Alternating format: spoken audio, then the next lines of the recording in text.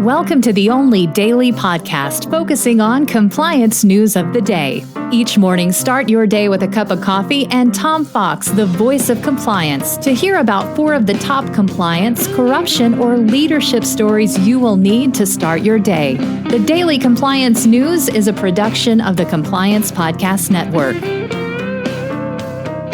First, a word from this month's sponsor, Ethico.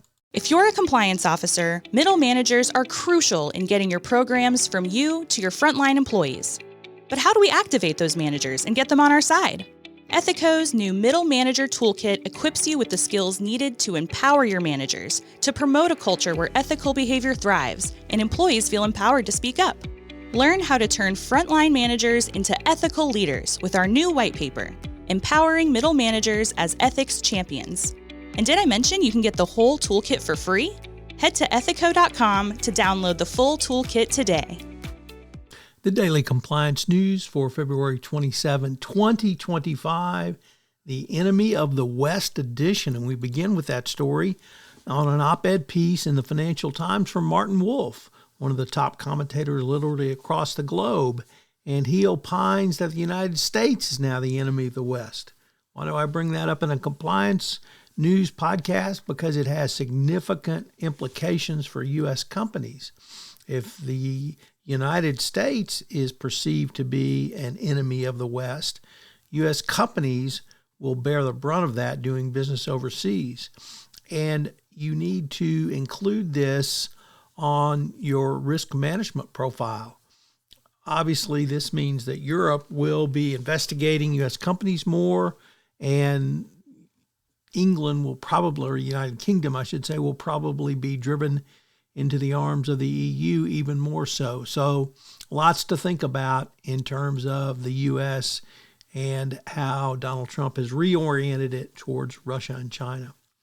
Next up from the Wall Street Journal, Risk and Compliance Journal, Mingy Sun reporting that the CFTC, the Commodities Future Trading Commission, said it would give companies that voluntarily report potential misconduct more lenient penalties under a new enforcement advisory. It's difficult to say that this is new news since the Department of Justice has had a pilot program in place on this topic and then guidance on this topic since 2016.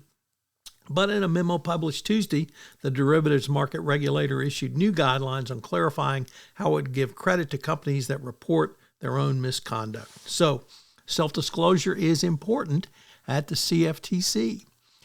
Next up from Reuters, GenAI in the legal industry. And this article opines that the legal industry is at a pivotal moment driven by advancements in GenAI that have challenged norms in the legal profession. And it's now up to the legal profession to implement a data strategy and sophisticated training so that they might better use AI on a go-forward basis. And our final story comes to us from PYMNTS, PYMNTS, who's had a series of very interesting articles around regulated industries and AI. And in this article, they say that AI-powered compliance is helping fintechs navigate regulation and innovation. Companies in this sector are re-examining their go-to-market strategies and incorporating AI into their strategies.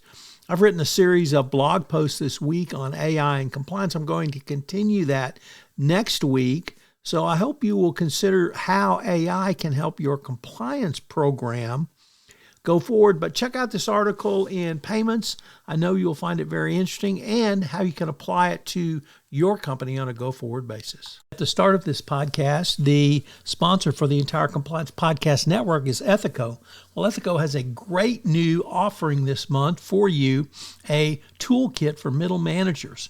This is something that you, as the compliance professional, can use to move your compliance program forward by giving middle managers the skills necessary to answer a call for speak up or when someone comes in their office and raises a concern.